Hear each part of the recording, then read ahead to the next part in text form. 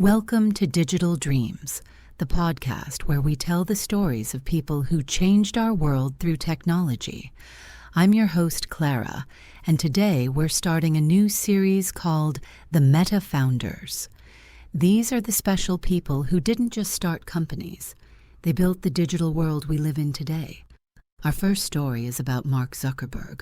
You know his name. You probably use his website every day. But do you know his real story? How did a college student become one of the most powerful people in the world? How did he build Facebook and change how billions of people talk to each other? Today we'll learn about Mark's journey. We'll see how he went from a shy computer student to the boss of Meta, the company that owns Facebook, Instagram, and WhatsApp. We'll talk about his big wins and his big problems. And we'll ask, is Mark Zuckerberg a hero or a villain in our digital story? So grab your coffee, sit back, and let's start this amazing story about the man who connected the world. The boy who loved computers. Mark Zuckerberg was born on May 14, 1984, in New York. His father was a dentist. His mother was a psychiatrist. Mark was not like other kids. While his friends played outside, Mark loved computers. When Mark was very young, his father bought him his first computer. Mark was only 6 years old, but he quickly learned how to use it. He was like a fish in water. By age 12, Mark was already making his own computer programs. His parents saw that Mark was special with computers. They got him a computer teacher. The teacher was amazed. Mark learned so fast that soon the teacher couldn't teach him anything new. Mark knows more than me now, the teacher told his parents. In high school, Mark was still the computer kid. He didn't have many friends. He was shy and quiet. But he was building amazing things on his computer. He made a program called ZuckNet. It was like a simple messenger for his family. His father's dental office used it to talk between rooms. This was Mark's first social network, but he didn't know it yet. Mark also loved studying. He was very good at school. He learned Latin, ancient Greek, and French. But computers were always his first love. His classmates remember him always typing on his laptop, always building something new. When it was time to choose a university, Mark had many options. Harvard University wanted him. This was perfect for Mark. Harvard was the best university in America, and it had great computer science classes. In 2002, Mark went to Harvard. He was 18 years old, shy, and ready to change the world. He just didn't know it yet. The Harvard years. At Harvard, Mark studied computer science and psychology. This combination was important. Computer science gave him the skills to build websites. Psychology helped him understand how people think and act. Later, this would help him build Facebook. Mark lived in a dormitory called Kirkland House. His roommates remember him as a quiet student who spent most of his time on his computer.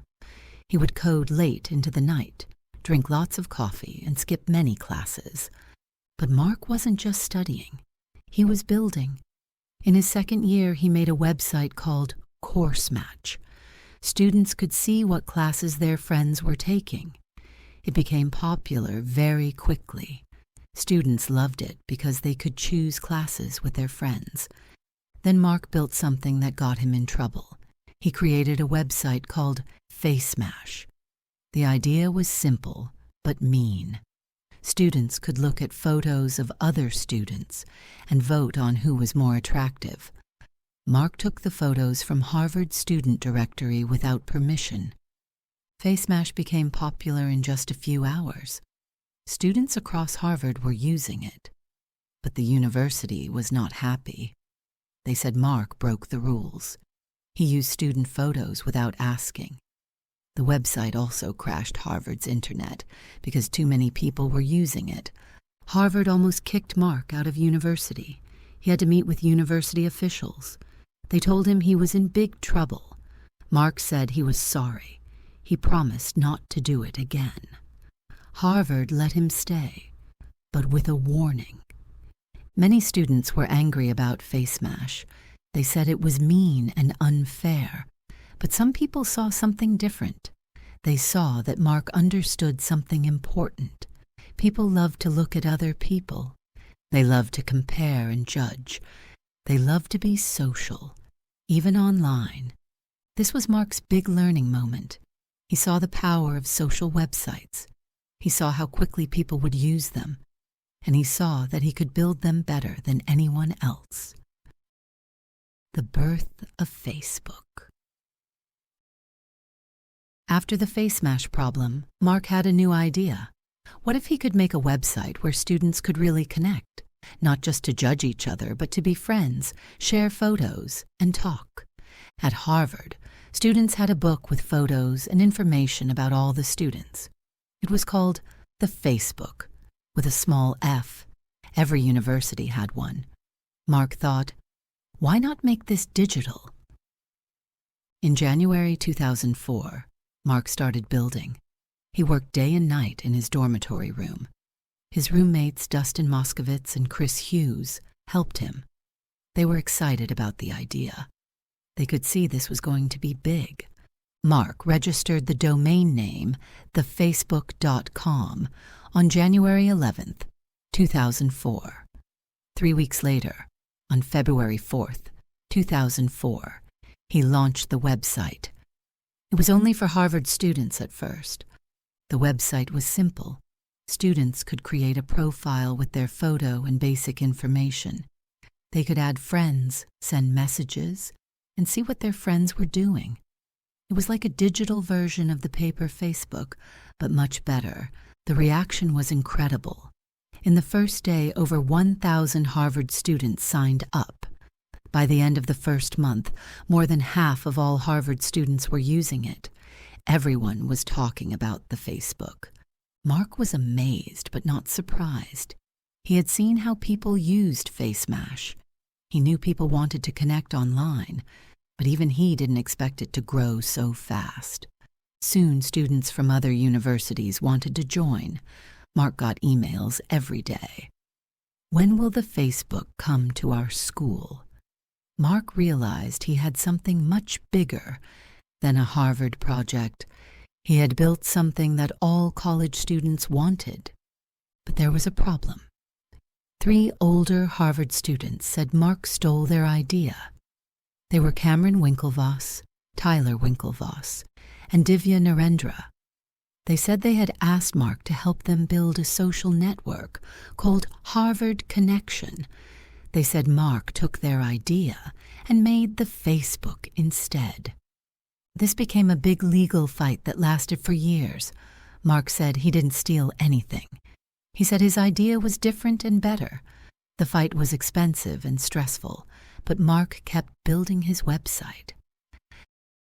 The big decision. By spring 2004, the Facebook was growing very fast. Students at Yale, Stanford, and Columbia universities were now using it too. Mark had to make a big decision. Stay at Harvard and finish university, or leave and focus on the Facebook full-time. His parents wanted him to stay at school. Harvard was the best university in America. If the Facebook failed, Mark would still have his Harvard degree. But Mark felt different. He could see that the Facebook was special. It was growing faster than any website he had ever seen. Mark also met someone who changed his mind, Sean Parker. Sean had created Napster, the famous music sharing website. Sean was older and had experience with internet companies. He told Mark, "This is your chance. You can always go back to college, but this opportunity won't wait." In summer 2004, Mark made his choice. He moved to Palo Alto, California, the heart of Silicon Valley. He rented a small house with his roommates from Harvard. They all dropped out of university to work on the Facebook full-time. Mark's parents were worried, but they supported him. His father gave him some money to help start the company. It wasn't much, but it was enough to pay rent and buy food. The small house in Palo Alto became the Facebook's first real office. Mark and his friends worked 16 hours every day. They slept very little. They ate pizza for most meals. The house was messy, with computers everywhere and empty coffee cups on every table. But they were happy. They were building something amazing. Every day, more students joined the Facebook. Every day, the website got better. They were young, smart, and changing the world from a small house in California. This was when Mark truly became an entrepreneur.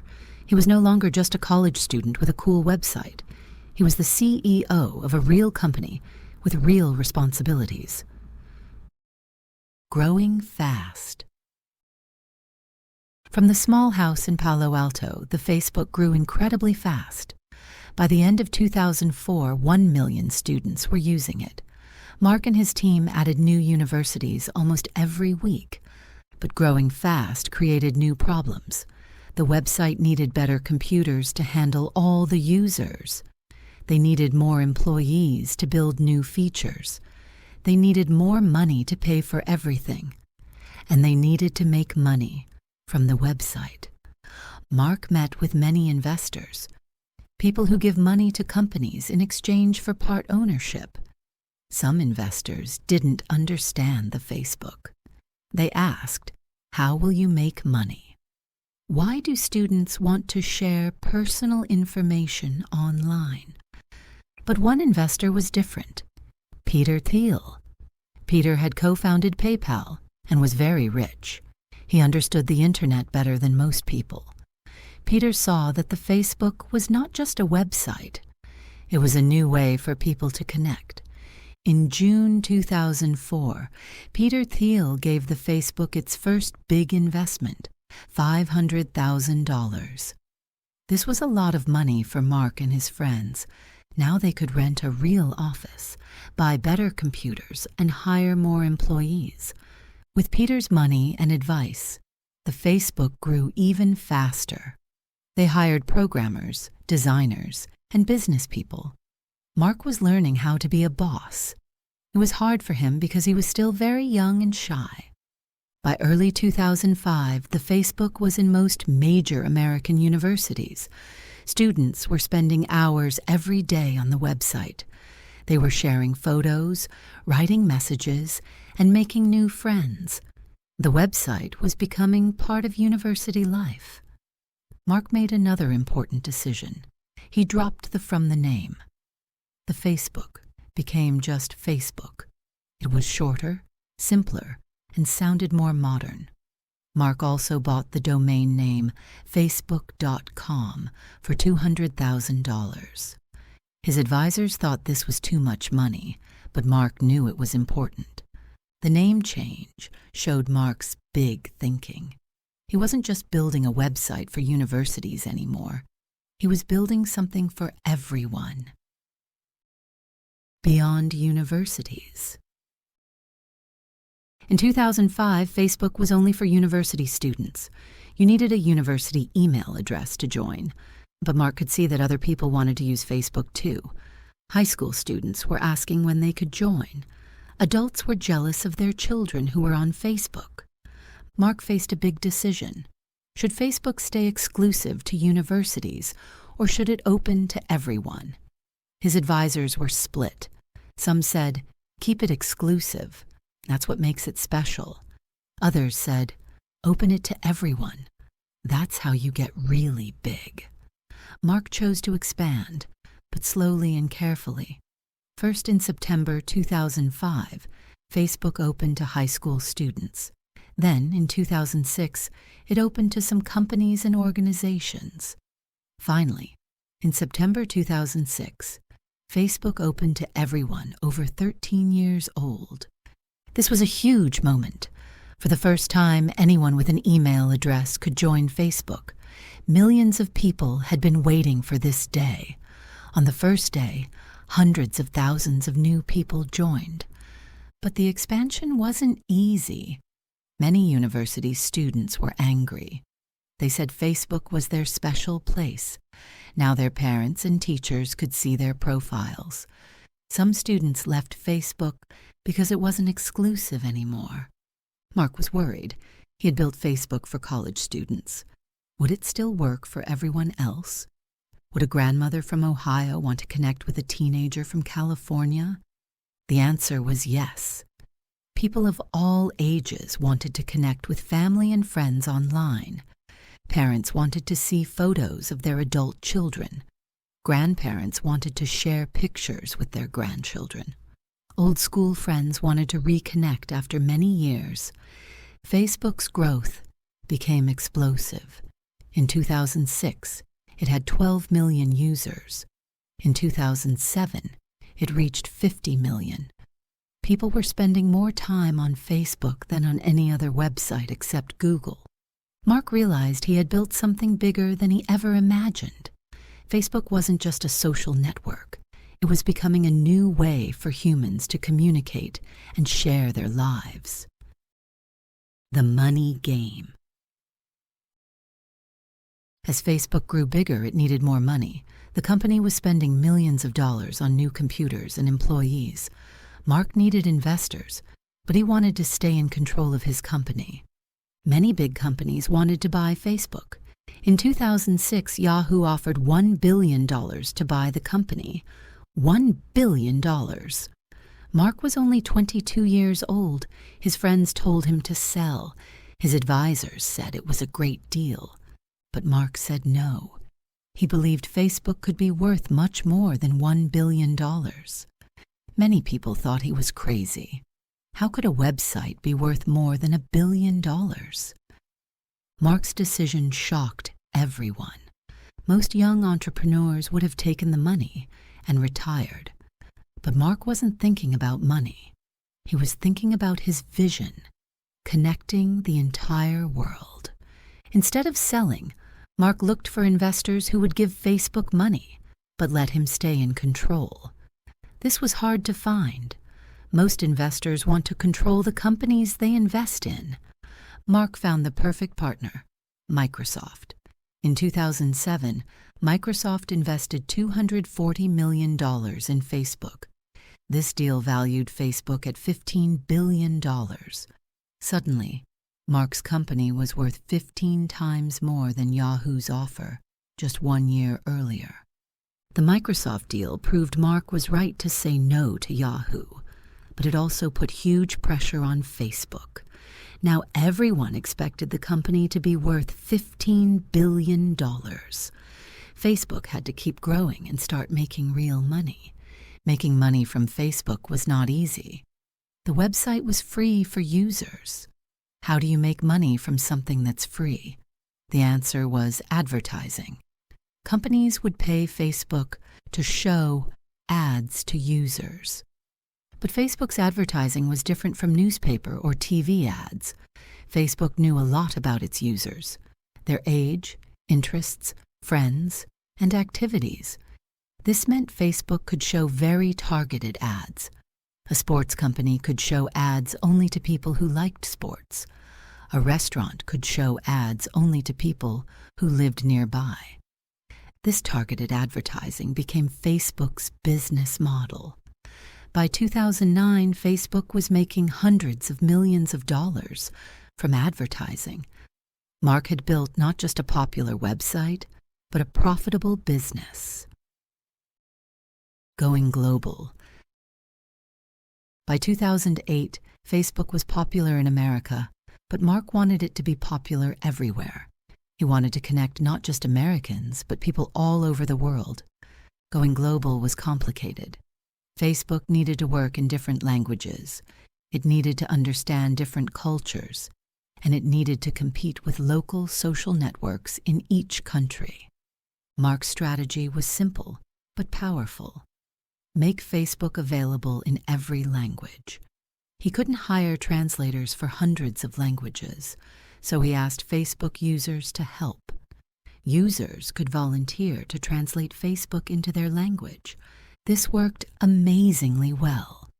Within a few years, Facebook was available in over 100 languages. People in Brazil could use Facebook in Portuguese. People in Germany could use it in German. People in Japan could use it in Japanese. But language was just the beginning. Facebook also had to understand local cultures. In some countries, people didn't want to share personal information online. In other countries, people loved sharing everything. Facebook had to work differently in different places. Some countries tried to block Facebook completely. The government of China didn't want Chinese people to use American websites. Iran and some other countries also blocked Facebook. This was frustrating for Mark, but he kept trying to enter these markets. Despite these challenges, Facebook's global growth was incredible.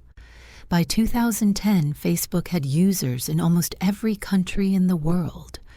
It was becoming the first truly global social network. Mark learned an important lesson. The internet could connect people across all borders, languages, and cultures. A farmer in India could be friends with a teacher in Brazil. A student in Nigeria could share photos with family in London. Facebook was making the world smaller and more connected. This global success made Mark one of the most famous people in the world. He was on magazine covers and TV shows. Everyone wanted to know about the young man who was connecting billions of people. Big problems begin. As Facebook grew bigger, it also got bigger problems. With hundreds of millions of users sharing billions of pieces of information, many things could go wrong. The first big problem was privacy. Facebook users were sharing very personal information: photos, messages, location, relationships. What happened to all this information? Who could see it? How was Facebook using it? Mark believed that sharing information was good for society. He thought people should be open about their lives. But many users disagreed. They wanted to share with friends, but not with everyone. They wanted privacy controls that were easy to understand and use. Facebook's privacy controls were complicated and confusing. Users often shared more information than they wanted to. Photos meant for friends ended up being public. Personal messages were seen by the wrong people. Privacy activists started criticizing Facebook. They said the company was collecting too much personal information. They said Facebook was making it too hard for users to protect their privacy. Some countries started investigating Facebook's privacy practices. Mark was learning a hard lesson. With great power comes great responsibility. Facebook wasn't just a fun website anymore. It was a platform that affected millions of people's lives. What Facebook did mattered. Another problem was content. What should Facebook allow people to share? Some users posted fake news, false information that looked real. Others posted hate speech against different groups of people. Some posted violent or disturbing content. Facebook had to decide, should it be a free speech platform where people could post anything? Or should it remove content that was harmful or false? These decisions were very difficult and made many people angry. Mark preferred free speech. He believed people should be able to say what they wanted. But as Facebook grew, this became impossible. Governments and users demanded that Facebook remove harmful content. Facebook started hiring thousands of people to review content and remove posts that violated its rules. But this was expensive and often inconsistent. The same type of post might be allowed one day and removed the next. These problems taught Mark that running Facebook was about more than just technology. It was about politics, society, and human psychology. He was no longer just a programmer. He was responsible for a platform that shaped how billions of people communicated. The IPO and new challenges. In 2012, Mark made another big decision. He would sell shares of Facebook to the public. This is called an initial public offering, or IPO. IPO. Anyone could buy a piece of Facebook by purchasing its stock. The Facebook IPO was one of the biggest in history. The company was valued at over $100 billion. Mark became one of the richest people in the world overnight. He was worth over $15 billion, and he was still only 28 years old. But the IPO didn't go as planned. On the first day, Facebook's stock price went up, then quickly fell. Many investors lost money. People started asking, is Facebook really worth $100 billion? The problem was that Facebook was still learning how to make money from mobile phones. More and more people were using Facebook on their phones instead of computers. But Facebook's mobile advertising wasn't very good yet. Mark had to prove that Facebook could make money from mobile users. He focused the entire company on this problem. Within 2 years, most of Facebook's advertising revenue was coming from mobile phones. The stock price recovered and kept growing. During this time, Mark also made smart purchases. In 2012, he bought Instagram for $1 billion. Many people said this was too much money for a photo-sharing app. But Mark could see that Instagram was becoming very popular, especially with young people. In 2014, Mark made an even bigger purchase, WhatsApp for $19 billion. WhatsApp was a messaging app, popular in many countries. This was one of the most expensive technology purchases ever made. People were shocked by the WhatsApp price. How could a messaging app be worth $19 billion? But Mark was thinking strategically. WhatsApp had over 1 billion users who were sending billions of messages every day. It was another way for people to connect and communicate. These purchases showed Mark's long-term thinking. He wasn't just buying apps. He was buying the future of human communication. Instagram, WhatsApp, and Facebook together would control how billions of people shared photos, sent messages, and stayed connected. By 2015, Mark controlled the 3 most popular social apps in the world. His vision of connecting everyone was becoming reality. The dark side emerges. As Facebook became more powerful, its problems became bigger too. The 2016 American presidential election showed how Facebook could be used to spread false information and influence politics. Foreign governments use Facebook to post fake news and divisive content. They created fake accounts that looked like real Americans. They spread conspiracy theories and lies to millions of users. Their goal was to confuse voters and damage American democracy. Mark didn't know this was happening at first. Facebook was so big that it was impossible to monitor everything. But when the truth came out, there was a huge scandal. People blamed Facebook for helping elect Donald Trump as president. The biggest scandal was Cambridge Analytica. This was a political consulting company that got personal information about millions of Facebook users without their permission. They used this information to target political ads to specific types of people. When the Cambridge Analytica story broke in 2018, Mark faced the biggest crisis of his career. Governments around the world demanded answers. Users deleted their Facebook accounts in protest. The company's stock price fell dramatically. Mark had to testify before the U.S. Congress, the American government's legislative body. For 2 days, senators and representatives asked him tough questions about privacy, fake news, and Facebook's power. The congressional hearing was broadcast on TV and watched by millions of people. Mark wore a suit and tie, unusual for him, and answered hundreds of questions. He apologized many times and promised to do better. But the damage was done. Many people no longer trusted Facebook.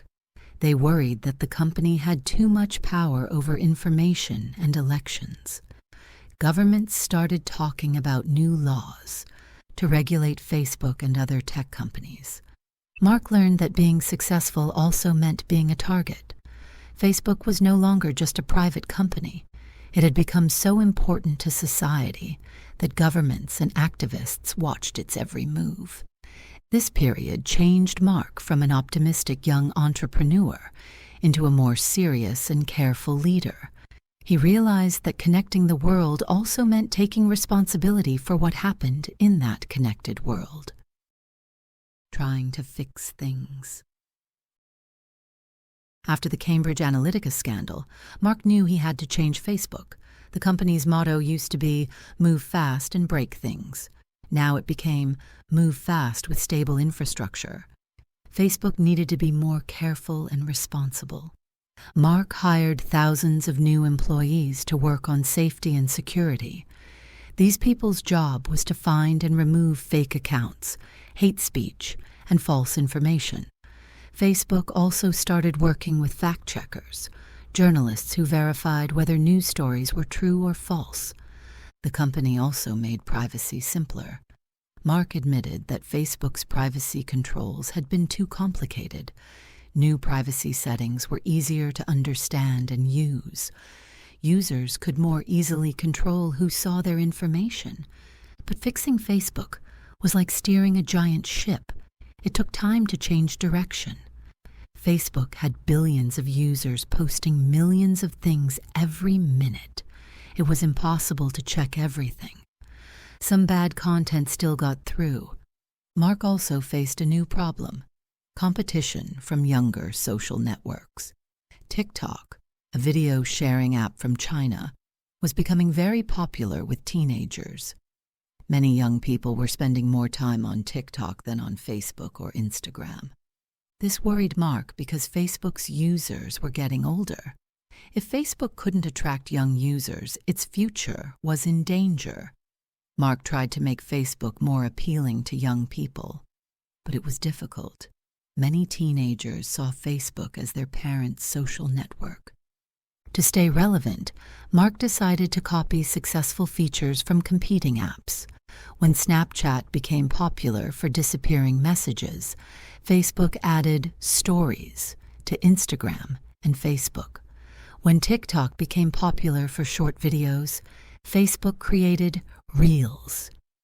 Critics said Mark was just copying other people's ideas, but Mark saw it differently. He thought Facebook should give users the features they wanted, regardless of who invented them first. During this time, Mark also started thinking about Facebook's next big evolution. He believed the future was not just connecting people through profiles and posts, but through virtual and augmented reality. Digital worlds where people could meet and interact as if they were in the same room. The Metaverse vision. In 2021, Mark made his boldest announcement yet. He changed Facebook's company name to Meta and said the company would focus on building the Metaverse, a virtual world where people could work, play, and socialize using virtual reality headsets and augmented reality glasses. Mark's vision was ambitious. Instead of looking at Facebook on a phone or computer screen, people would put on special glasses and enter virtual worlds. They could attend meetings as avatars, play games with friends from around the world, or visit virtual versions of real places. This wasn't just a small change. It was a complete transformation of what Facebook did. Mark was betting the entire company on virtual reality technology that most people had never used. Many people were skeptical. Virtual reality headsets were expensive and uncomfortable. The technology wasn't ready for mainstream use, and it wasn't clear that people wanted to socialize in virtual worlds instead of the real world. But Mark believed this was the future of human communication. He thought that in 10 or 20 years, people would work and play in virtual reality, just like they use smartphones today. He wanted Meta to build this future, rather than wait for someone else to do it. The Metaverse project required enormous investments. Meta spent over $10 billion in 2021 alone on virtual reality research and development. The company hired thousands of engineers and designers to build virtual worlds, avatars, and VR hardware. Critics called the Metaverse an expensive mistake. Meta's stock price fell as investors worried about spending so much money on unproven technology. Some employees left the company because they wanted to work on traditional social media, not virtual reality. But Mark was committed to his vision. He believed that just as he had been right about social networking in 2004, he was right about virtual reality in 2021. He was willing to spend billions of dollars and risk his reputation on this belief. The Metaverse showed that Mark was still thinking big. Even after building one of the world's most valuable companies, he was willing to bet everything on the next big innovation. The leader Mark became. Over 20 years, Mark Zuckerberg transformed from a shy college student into one of the world's most powerful business leaders. This transformation wasn't easy, and Mark made many mistakes along the way. In the early days, Mark was awkward in public. He wore hoodies and flip-flops to important meetings. He was uncomfortable talking to reporters or giving speeches. Many people thought he was too young and inexperienced to run a major company. But Mark learned from his mistakes and became a better leader. He took speaking lessons to improve his public presentations. He learned to dress more professionally when the situation required it. Most importantly, he learned to take responsibility for Facebook's problems instead of making excuses. Mark's leadership style was unique. Unlike many CEOs who focused on short-term profits, Mark always thought long-term. He was willing to lose money for several years if he believed a project would be successful eventually. This long-term thinking helped Facebook survive many challenges. Mark also maintained unusual control over his company. Through a special stock structure, he owned enough voting shares to make major decisions, even as Facebook grew, and took investment from others. This control allowed him to pursue risky projects, like the Metaverse that other shareholders might not support. Some people criticized Mark's control, saying one person shouldn't have so much power over a platform used by billions. But Mark argued that this control allowed him to build for the long term, rather than worrying about quarterly earnings reports. As a manager, Mark was known for being very direct and demanding high performance. He expected employees to work hard and move quickly. He wasn't always easy to work for, but many employees respected his intelligence and vision. Mark also became more socially conscious as he got older. In 2015, he and his wife Priscilla pledged to give away 99% of their wealth during their lifetimes to help solve problems like disease, education, and inequality. This showed that Mark was thinking about his legacy beyond just building successful companies. Despite his wealth and success, Mark maintained some of his original personality. He still loved to code and would sometimes stay up late programming. He still wore hoodies when he didn't have to dress up. And he still believed deeply that connecting people through technology could make the world better. Legacy and the future. As we end Mark Zuckerberg's story, it's important to ask, what has he really accomplished? And what does the future hold for him and Meta? Mark's achievements are undeniable. He built Facebook from a college project into one of the world's most valuable companies. Facebook, Instagram, and WhatsApp together connect over 3 billion people, nearly half of everyone on Earth. No other person in history has created a communication platform used by so many people. Mark also helped create the social media industry. Before Facebook, social networking websites existed, but they were small and limited. Mark showed how social media could become central to how people communicate, share news, and stay connected with family and friends. But Mark's legacy is complicated. Social media has connected people and democratized information, but it has also created new problems. Fake news, cyberbullying, political polarization, and privacy violations have all been linked to Facebook and other social networks. Mark is still working to address these problems, but they may be impossible to solve completely. When billions of people can instantly share information with each other, some of that information will always be harmful or false. The question is whether the benefits of connection outweigh the costs. Looking to the future, Mark faces several big challenges. Competition from TikTok and other apps threatens Facebook's dominance. Government regulations could limit how Facebook operates, and the Metaverse project could either revolutionize technology or become an expensive failure. At 40 years old, Mark is still relatively young for a business leader. He could run Meta for another 20 or 30 years. What he does during this time will shape not just his company, but how billions of people communicate and interact. Will Mark succeed in building the Metaverse? Will he solve social media's biggest problems? Will he maintain his company's dominance as new technologies emerge? These questions will determine whether Mark is remembered as a visionary who connected the world or as someone who created more problems than he solved. One thing is certain. Mark Zuckerberg has already changed the world in ways that seemed impossible when he was a shy Harvard student. Whether those changes were mostly positive or negative, future generations will decide. But there's no doubt that Mark Zuckerberg is one of the most important entrepreneurs of our time.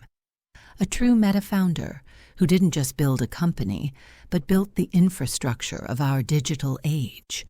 Thank you for listening to this episode of Digital Dreams about Mark Zuckerberg, our first meta founder. From a Harvard dorm room to the boardrooms of one of the world's most powerful companies, Mark's journey shows us how one person's idea can change how billions of people connect and communicate. Mark's story teaches us that success often comes from understanding human nature as much as understanding technology. He saw that people wanted to connect online, and he built the tools to make that happen. But his story also shows us that great power comes with great responsibility, and that building the future isn't always easy or comfortable. Next week, we'll explore another meta founder who changed our digital world. Until then, remember, every great innovation starts with someone who sees the world differently and has the courage to build their vision. Thank you for listening to Digital Dreams. I'm your host, and we'll see you next time.